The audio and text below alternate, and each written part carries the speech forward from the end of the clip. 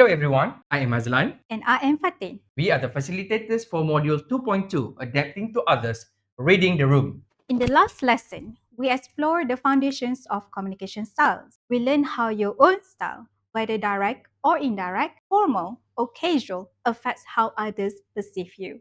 We also discussed the importance of self awareness. Knowing your natural style is the first step to becoming a flexible and effective communicator. Remember, great communication starts with understanding yourself, but it becomes powerful when you can also adapt to others. Now that we have reflected on our own communication style, it is time to take the next step, learning how to adapt to the people around us. This is where reading the room becomes an essential. Imagine walking into a meeting where no one is making eye contact and everyone looks tense. Or picture yourself at a social event where people laugh at your jokes at first but then start fidgeting. What do? That is where the skill of reading the room comes in. It helps you to sense the mood, adjust your approach, and connect effectively.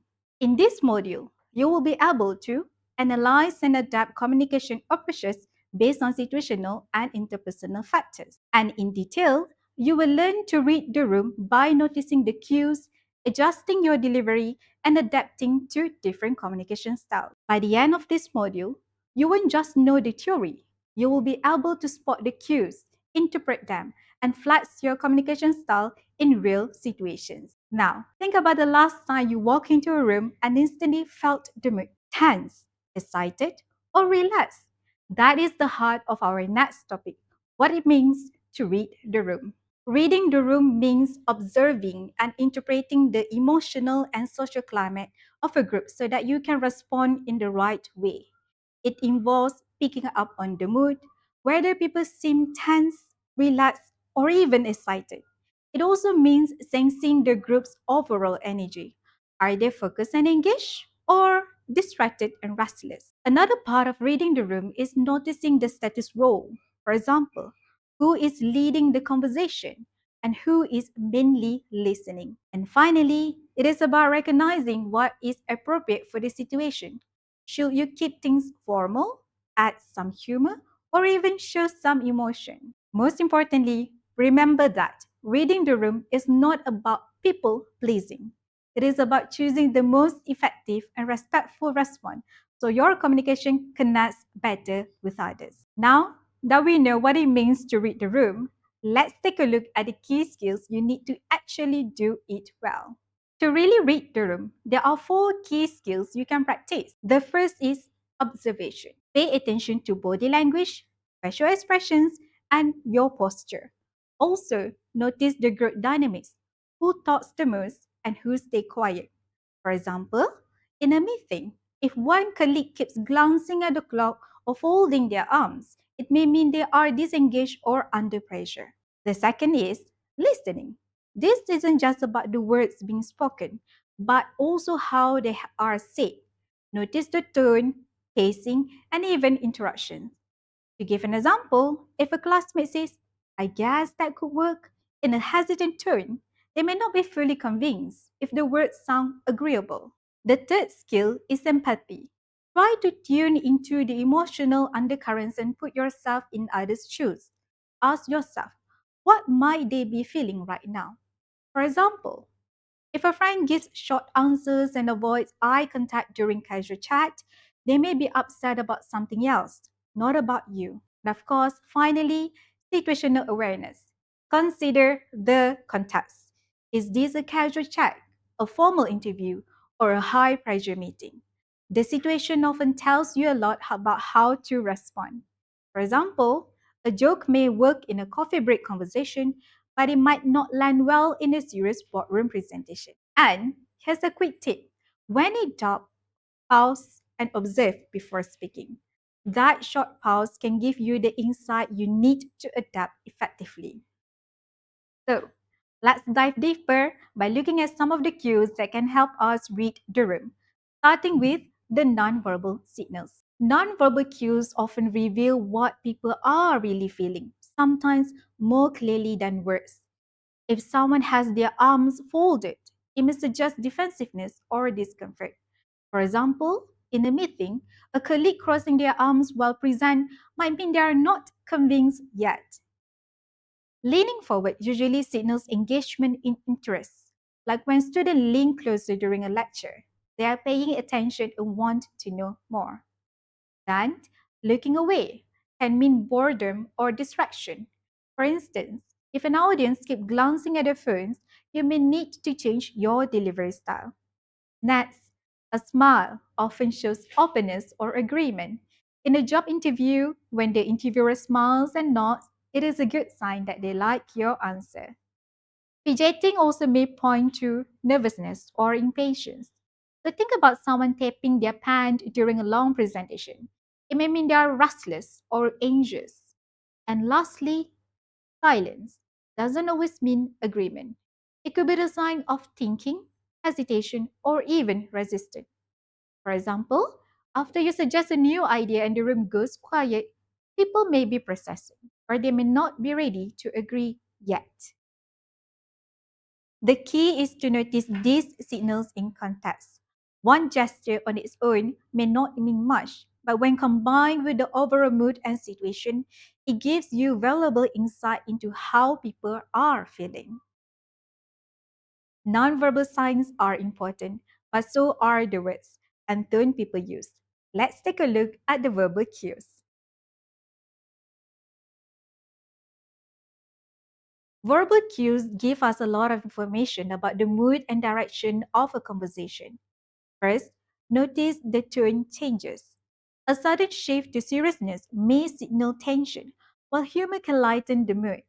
For example, if a lively meeting suddenly goes quiet and voices become serious, it may mean people are uncomfortable with the topic. Word choices also matter. Saying, I guess shows doubt, while I believe shows confidence. They give an example. In a classroom discussion, a student is saying, I guess the answer is may need some encouragement, while I believe the answer is shows certainty. Pauses or stumbles often reveal hesitation or discomfort. In a job interview, if someone hesitates before answering, they may be unsure or buying some time to think. Then we have volume or speed. That also tells you a lot. Rushing can signal nervousness or time pressure. For example, a presenter speaking too quickly in a pitch may be anxious or worried about running out of time. And then there are the familiar workplace phrases that we always hear. Let's circle back on that later. It's often the polite way of shutting down the topic. Can we explore that further? Shows genuine interest in continuing the discussion. We have already discussed that. Usually signals impatience or a redirection. So remember, verbal cues are just about the words. They help you understand the underlying mood and guide you in adjusting your response. So we have looked at the cues, but reading the room also means understanding the group itself. Let's explore the group dynamics. In any group, people often take on unspoken roles. We have the dominators, supporters, observers, and resistors. The dominators are the ones who speak the most and drive the direction of the discussion. For example, in a project meeting, one team member might keep talking over others and pushing their own ideas.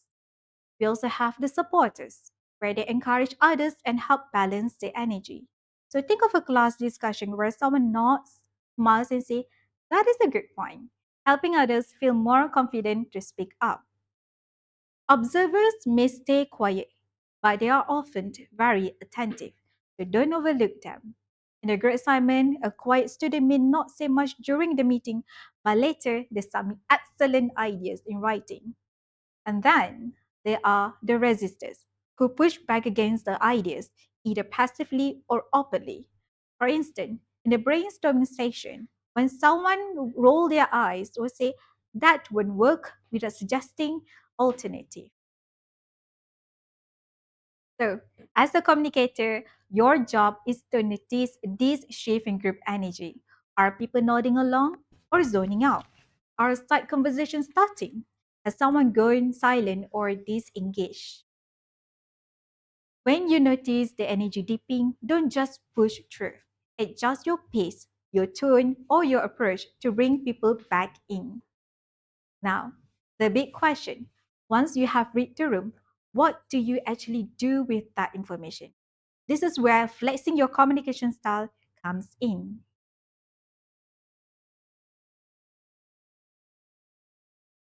Matching and flexing your style means adjusting how you communicate to fit the people, the context, and the situation while still being yourself.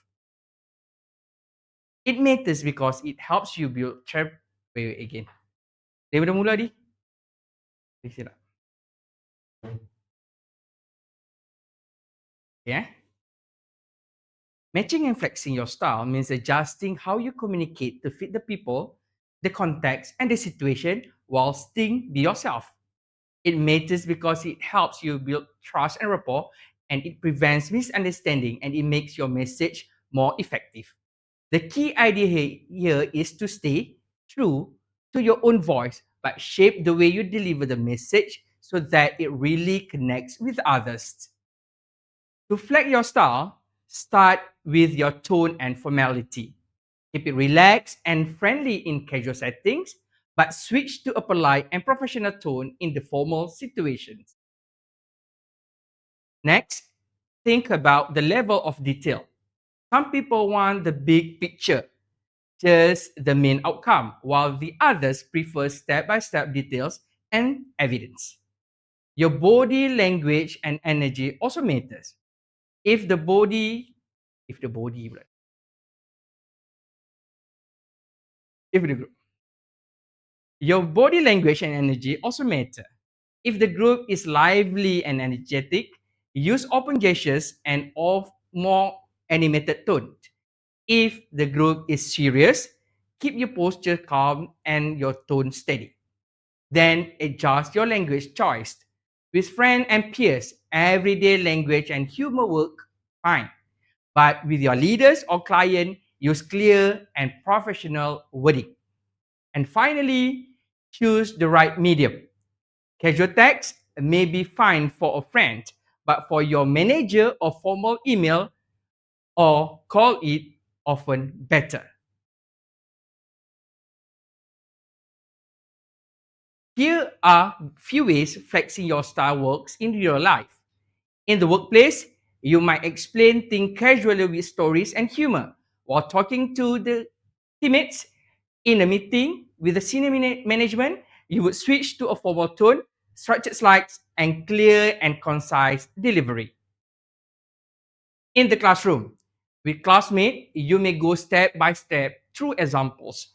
But with the lecturer, you will present with a clear summary first, then add details if only needed.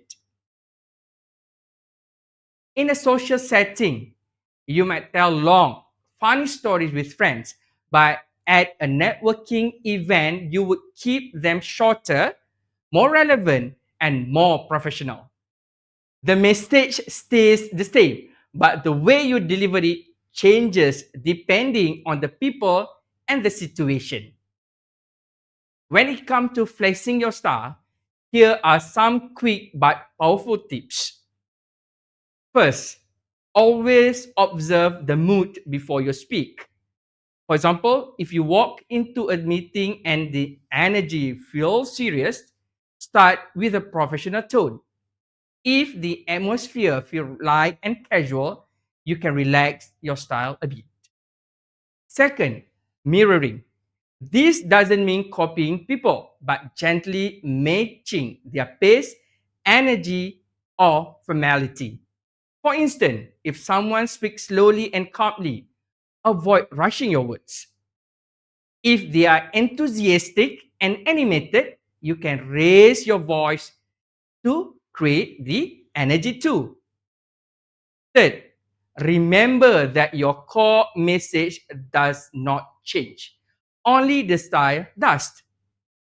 You don't have to change who you are.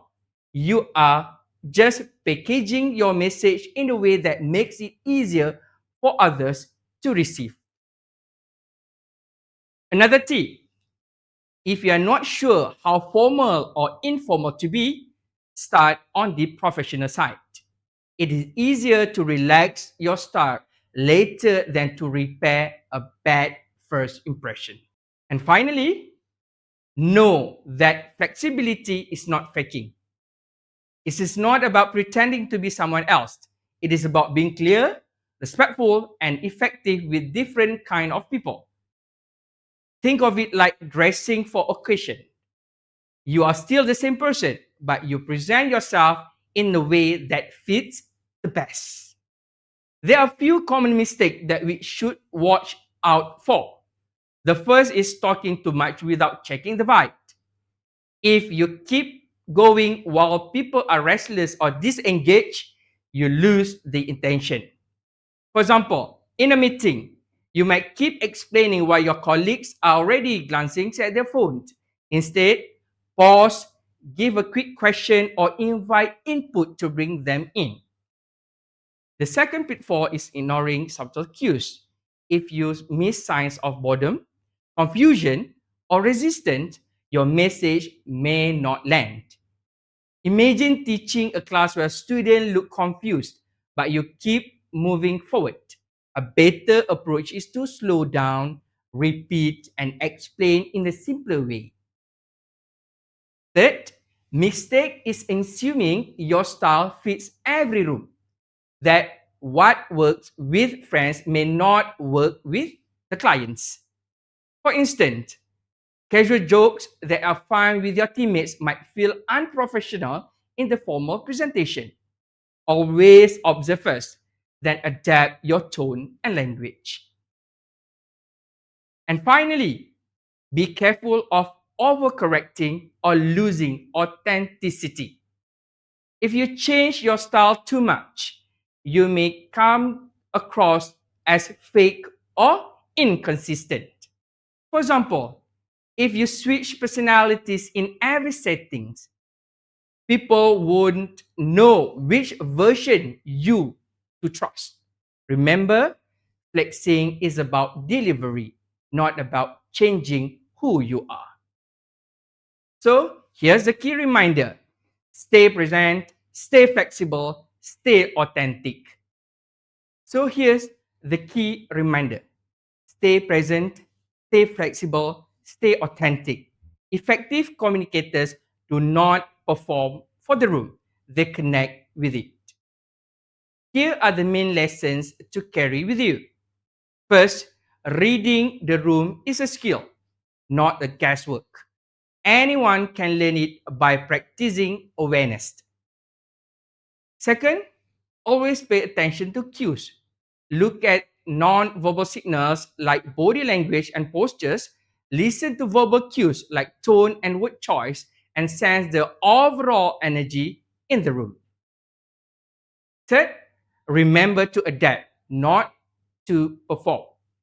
Flexing your style does not mean pretending to be someone else. It means adjusting your delivery to message connects. Fourth, keep a balance. Do not ignore the signals around you, but do not change yourself so much that you lose your authenticity. And finally, effective communicators always observe first. By noticing what is happening before you respond, you can choose the right tone, the right pace, and the right words to make your communication more powerful. At the end of the day, the best communicators are the ones who observe and speak second. They don't just focus on delivering the message.